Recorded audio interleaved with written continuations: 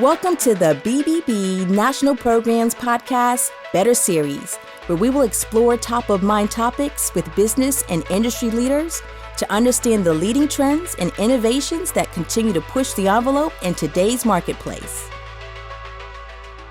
Thank you for joining us today on the Better Series podcast. I'm James Lee, and this is episode 2 of our 3-part series, Retail Therapy. French philosopher René Descartes wrote, "I think, therefore I am," creating the foundation on which all of modern Western thought is based. Not to be outdone, some 400 years later, U.S. consumers created the basis for the modern economy.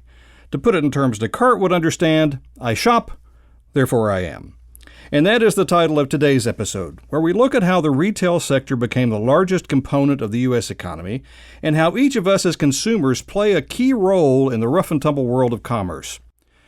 Joining us today as our tour guide through the retail landscape is Micheal Lundrigan, a member of the faculty at LIM College in New York, one of the leading merchandising schools in the country, where he literally wrote the book on fashion supply chain management. Micheal, thank you for joining us today. My pleasure, James. I enjoy talking about an industry that I spent close to 30 years working in, having started my career in retail with JCPenney when they had their corporate offices in New York City. And now I get to educate the future leaders in the business of fashion at LIM College.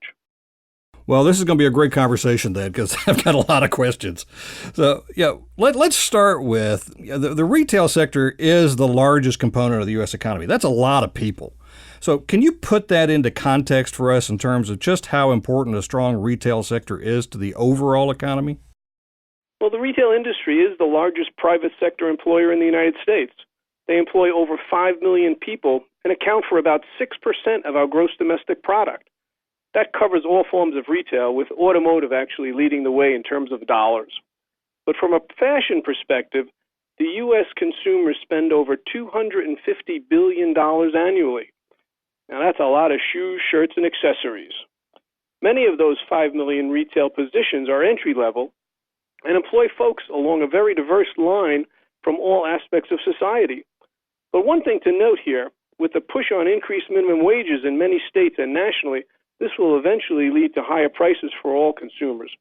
So the stronger the retail sector, the stronger the overall economy, and more employment and more of a contribution to our federal treasury. Let's look back. So Brooks Brothers, they claim to be the oldest national retail chain, going back to 1818, which I guess was probably pretty easy to do, to have a national chain when there are only 15 states. But over time, it became obviously much more important and much larger. How did that happen, and why did it happen? Well, Brooks can claim that title, as you know, and it didn't take much to be the oldest and the largest back then, given the lack of competition. The reality is that retail has always played a prominent role in the U.S. and global economy. Dating back before the department and chain stores, you had the peddlers, you had trading posts that were the lifeblood and the beginning of our retail roots. But retail really took off in the 50s and 60s. With the move to suburbia, people needed places to shop, and we saw the birth of the mall. Contributing factors to that growth were more disposable income, more leisure time, growing families, and all this contributed to the need for retail space. So much so that today we have more retail square footage per person in the United States than any other country in the world. And to put that into perspective, we have approximately 24 square feet per person compared to, say, Australia at 11 square feet and the UK at 5 square feet. And I know 24 square feet is about the size of some apartments in Manhattan. Yeah, and in Washington. That's fascinating, especially given that what Napoleon once said, that England was a nation of shopkeepers, to have a smaller footprint than does the U.S. Consumer have. That's interesting. So, we talked to the National Retail Federation in our first episode, and they acknowledged that there are fundamental issues forcing retailers to close locations. That's kind of led to the media buzz around, is this a retail apocalypse or a retail renaissance? But they also made the point that the overall picture is not as bleak as you might think. So sitting where you do, from your perspective, teaching those future leaders of retail, what's going on? And should we as consumers and business leaders be concerned? Well, the NRF, the National Retail Federation, those folks, they live and breathe retail every day. So they have their hand on the pulse, and they really know that the industry, and you hear the people using the retail term, retail apocalypse, and I prefer to think of it as a retail reality, where the balance of the square footage is coming more into line with the number of people shopping, and particularly how they're shopping today. With technology, we have seen major changes in the way people view retail. And of course, when you have store closures, there's always a concern. And as the stores close, for me and for folks in education, it's the retail human capital where my concern is. As many of these positions are considered entry level, so when a retailer closes, the individual who loses their job now has to find another way to replace that income. And that's not so easy, especially in rural areas where retailers might have been the largest employer in town. So maybe the magnitude of the closures has changed with big numbers. You hear hundreds and hundreds of stores. But the fact that retailers are going out of business is not new. And truth be told, many new retailers are opening to replace those that have been shuttered. They're not the magnitude. You're not seeing the large chains coming into play with hundreds of stores, but you're seeing a lot of smaller entrepreneurs opening up retail space. And the Retail Federation, National Retail Federation, is a strong component of that. They're very supportive of the retail industry, and we see time and time again, store closed, stores open, stores closed and stores open. And an interesting note, if you look at the pure players, the folks from the online world, companies that have only had an online presence are opening up physical stores to drive traffic to their websites. Amazon, Warby Parker are just two of the ones that I know of. And one other addition. One thing we can't overlook too is the various means that people are shopping. TV, HSN and QVC are still going very strong. They have a very strong following and create a very good presence in the retail space today as well. I want to talk about the role of consumers in driving change in these retail markets. And what you just touched on sparked a thought that for most of global history, you had to physically go to a store. But now we're at a point where outside of the occasional door-to-door salesperson or the peddlers in the 1800s, there was no convenience. So what is it that consumers are telling us that they want that is driving this change today? That's a great question, James. The consumers, historically manufacturers made products, retailers put it on the shelf, and the consumers bought it. But the dynamic shifted in the 80s and 90s and certainly continues today with consumers basically dictating the market and demanding products that they want, not necessarily what manufacturers can produce. Today, the retailers look to the consumer for direction, and this comes from celebrity and sports figures, the influencers, and the bloggers, folks like that who are using technology to drive change in the retail world. Fashion used to be top-down, with designers setting the trends. You'd go to the fashion shows, and they would say, this is going to happen and that's going to happen. But today, it is no longer true. Fashion comes from all aspects of life. It comes from what we call bottom-up, from the street. It also comes from top-down still, but even things that we call sideways. The trends come from anywhere today, and consumers are reacting to those trends, and the retailers have to be able to jump in there and provide those products to the consumers. Consumers today, they're younger, hipper, they're less patient, and certainly technologically savvy. But the key is they want the products when they want them delivered and how they want them, and of all, they want them now. So it's technology that is helping drive the retail business in a different direction than in the past.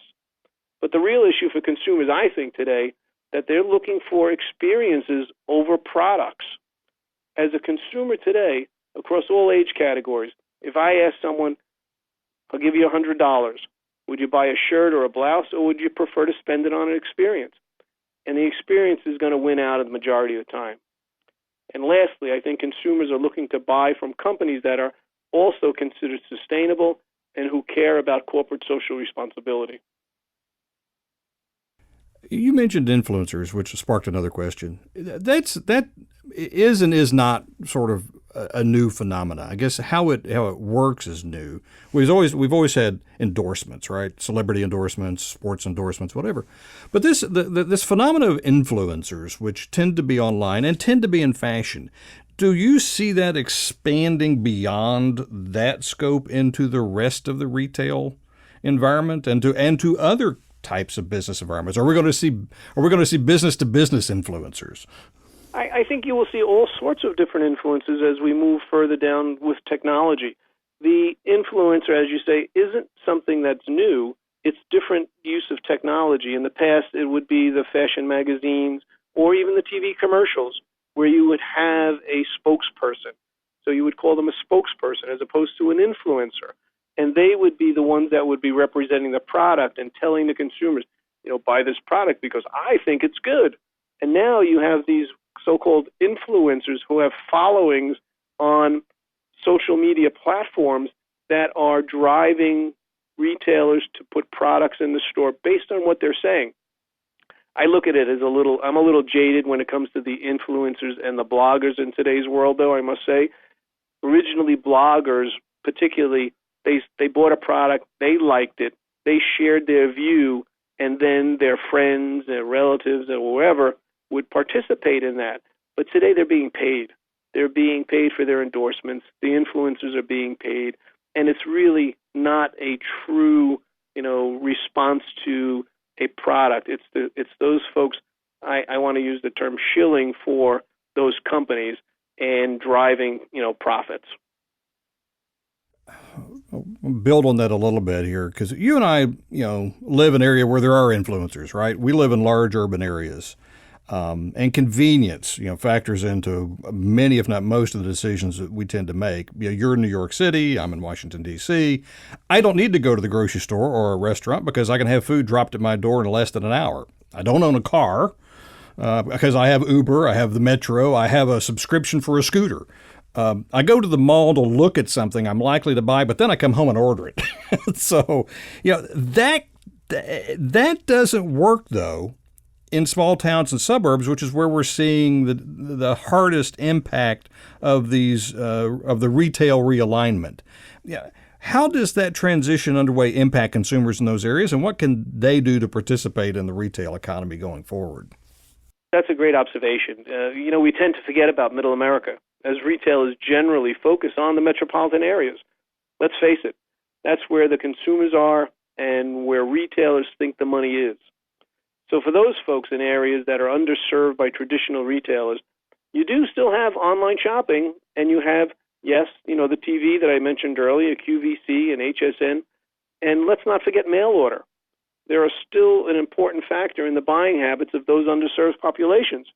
It might take them a little bit longer to get their products. They're not getting them, on next day delivery in some of those areas because it doesn't exist. But there are ways for them to participate. And there are retailers today, such as Macy's and Kohl's, to name two, who are experimenting with bringing smaller format stores into neighborhoods that have healthy populations.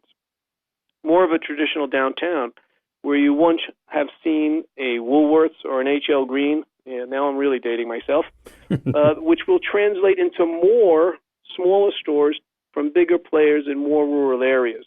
I think only time will tell whether that format does expand into those really underserved areas. The one store group, though, that I think does serve those less populated areas of the country are the discounters. The folks like Family Dollar, Dollar Tree, Dollar General, those are the ones that come to my mind. I drive around parts of New York in the Catskill Mountains, and you see retailers in places that you would not normally see stores. And most of the time, the parking lots have plenty of cars in them, and they are serving those underserved locales. Last question, and I think your answer there sparked a little bit of, seems to be there's a role for entrepreneurs in all of this to fill in those gaps. If I want to join the retail revolution, what do I need to avoid so I don't become, the overnight success that doesn't last very long, or the store that grows to be too big? What do I need to do to be successful if I'm going to join the retail world? I think first and foremost, you have to listen to the consumer. You have to provide excellent customer service. And there was a time in the past where a retailer could count on customer loyalty, but not so much today. With technology, consumers can research products in a minute or less and find places to buy or buy right there at that instance. They don't have to go to their favorite store anymore. And although the figures that I have heard have always put between 75 and 80% of all fashion products will still be bought in stores through 2025, it's clearly a way to define your target market. The retailers, the entrepreneurs, they really have to understand who their consumer is. In order to avoid failure, that's really the key. And we talk about that in school all the time to our students. Somebody could have a great idea, a great product, a great concept, but if they don't properly identify who their customer is, they're not going to be successful. And the rule of thumb is basically that 80% of your business is going to come from 20% of your consumers. So if you have properly identified that target market, you should stand a good chance for success.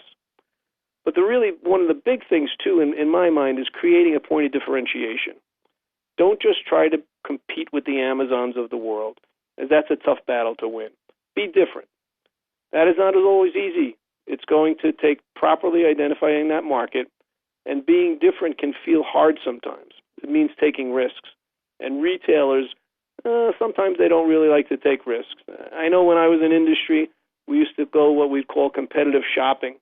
We go out to the malls, we go to the different retailers, and many times we'd be in a mall and we couldn't tell one store from another because all the merchandise looked the same. So really, it's trying to find a balance between the use of technology, a point of differentiation, identifying that market, and staying true to your mission. Consumers don't want to wait, though. And although I think fast fashion is fading a bit, the consumer still wants a product on a timely basis. And again, let's not forget about sustainability and corporate social responsibility as consumer themes. With around 90% of all apparel and accessories being imported, consumers are starting to ask where the product's coming from, and those companies that are sustainable and socially conscious are the ones I think that are going to win in the long term. So setting up a couple of these ideas, these concepts, whether you're a small entrepreneur or going to be a large format online retailer, brick and mortar, thinking about the consumer is really the key. Micheal Lundrigan from LIM College, thank you for joining us today. My pleasure, James. And thank you for listening to the BBB National Program's Better Series podcast and our multi-part series, Retail Therapy. Join us for our next episode, Boldly Going, where we gaze into a crystal ball to see what the retail experience will look like in the future. To be sure you don't miss an episode of our special retail series, subscribe now to the Better Series at bbbprograms.org, then click on the podcast tab. And as always, you can listen to more Better Series episodes on your Apple Podcast app or your favorite streaming platform. You just enjoyed the Better Series podcast. Be sure to tune in next time for a brand new episode. To learn more about our other shows, visit betterbusiness.blueberry.com. That's betterbusiness.blueberry.com. Follow us on Twitter at BBB_NTL programs. Send your comments and ideas to podcasts at bbbnp.org. The thoughts and opinions expressed on this podcast are the views and opinions of the guest, not those of the BBB National Programs or its affiliates. This podcast is for information and educational purposes only and is copyrighted with all rights reserved. This podcast is protected by Blueberry's Terms of Service.